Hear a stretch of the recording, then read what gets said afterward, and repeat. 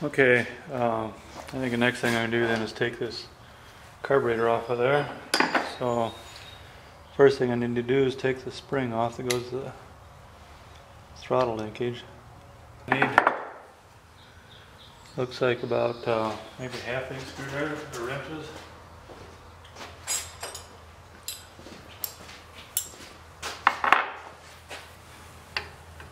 Nope, 7/16.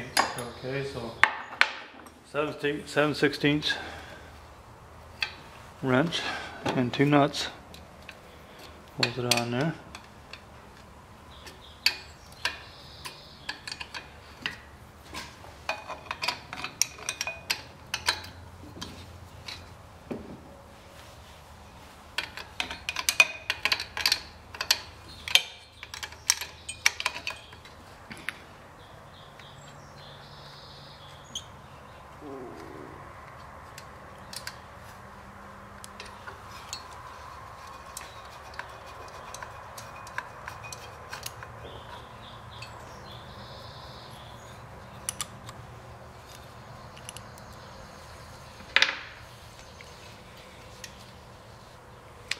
Okay, and we got a carburetor.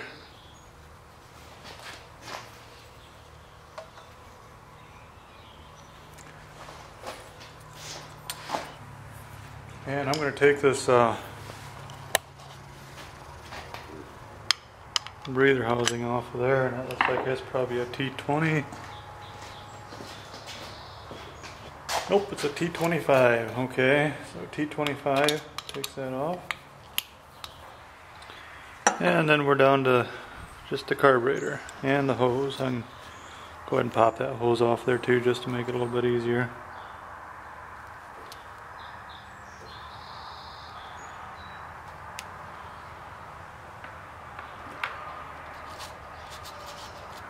Okay.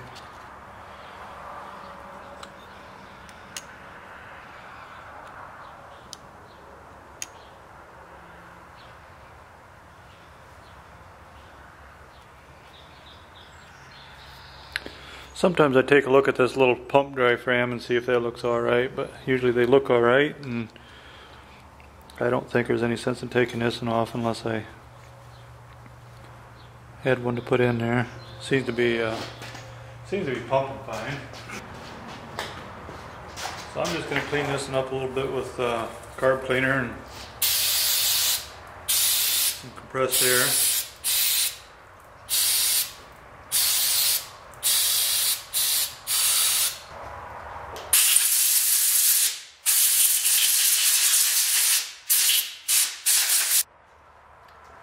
And I'm satisfied with the appearance of it, so I'm going to go ahead and put it back on.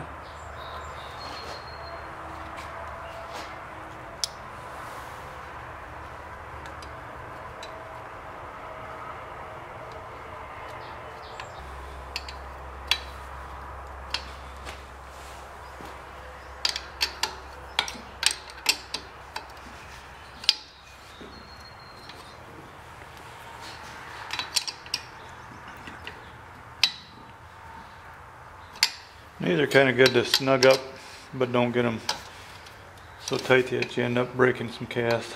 It's all cast aluminum, so.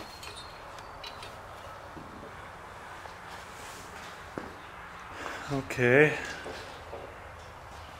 There's that.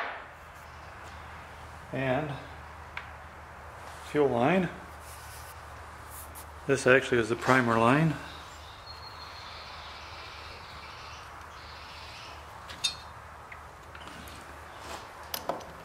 Make him all back up through here again.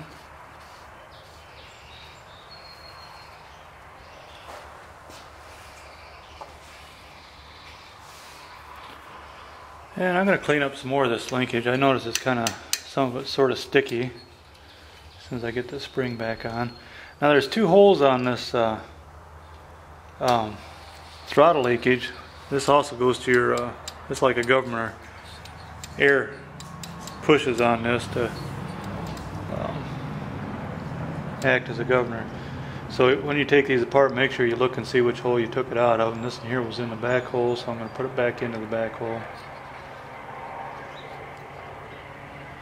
You have to leave them apart for an extended period of time and you have a tendency to forget things such as I do, I usually write stuff like that down. Okay, that's back on there, and now when you throttle it you can see your governor actually acting. If you get too much wind against this here, then it actually slows it back down again. The wind comes down on it and it'll allow it to come back up again, so that acts as a governor. And I'm going to clean up this linkage as well, kind of a little bit botchy. And so ain't no sense in having that on here, wasting film time. Okay, I sprayed a little PB blaster down here on this little pivot for that thing too, and that allows that to work a lot easier. It actually a lot more fluid, works smoother, I guess is a better way of putting it. And so it's cleaned up a little bit, and next step is I'm going to clean this cylinder out just a little bit with a clean grease rag, and then put the cylinder cover back on. Okay, now I'm putting the head back on, the head cover. I always tighten everything kind of in a torque pattern. I'm doing the top and then the bottom and then the top right and then the bottom right and then the top left and then the bottom left and then back to top and bottom.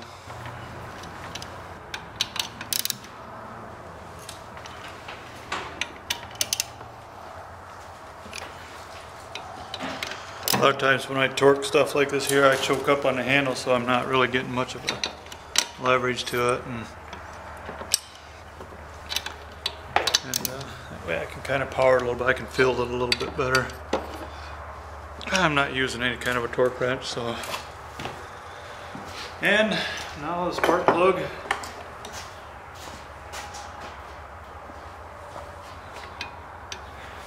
Before I put the spark plug in, I'm going to clean that.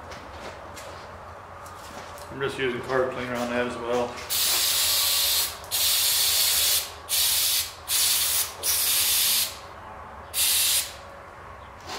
And compressed air.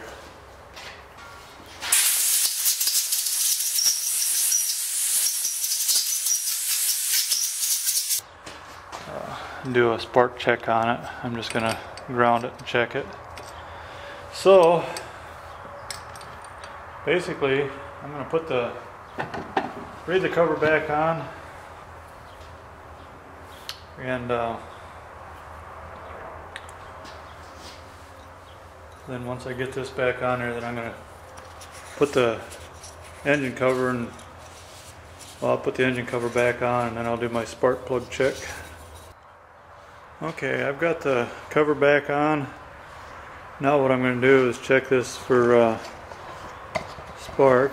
Well, I got the spark plug off here, and it's probably not going to show up on the camera, but I'll zoom in on it anyways. And basically I got it laying against there, and I'm just going to pull it out.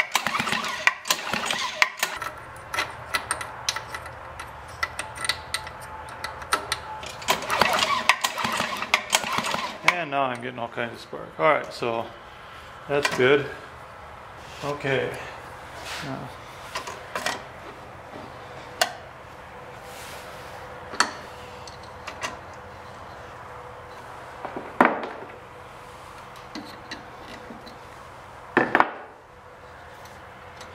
so now I got spark plug. Turn the switch back off again. Now I'm going to put the fuel tank back on and hook it back up. And I might have said earlier that these were rubber. That's actually plastic molded right into the tank. I didn't really realize that.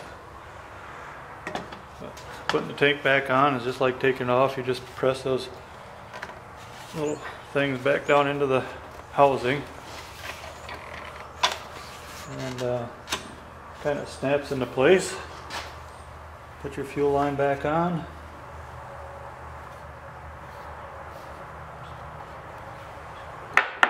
Put your clamp back on. Spring clamp.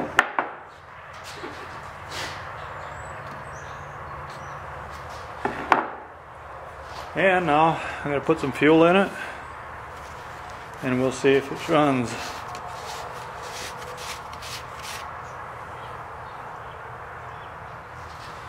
So what I'm going to do is I'm going to put in, this is calling for 24-to-1 mixture, but I don't really like that rich of a mixture. So what I'm going to do is I'm going to put in some chainsaw gas, which I already have mixed up, and that's a 40-to-1. And I like 40-to-1 a lot better.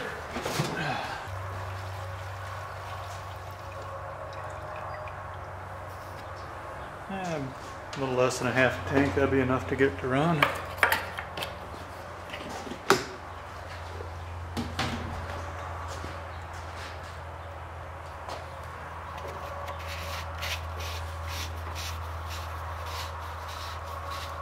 Okay, open a little valve on the cap, a little vent, flip the switch on, prime it. Since I pretty much cleared the whole system out, it needs a lot of priming.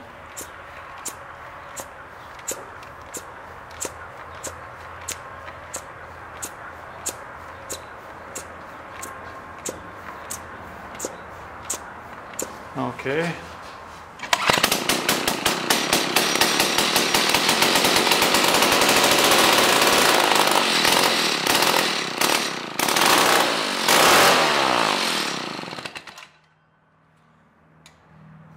Well, sounds better. Started a lot easier actually.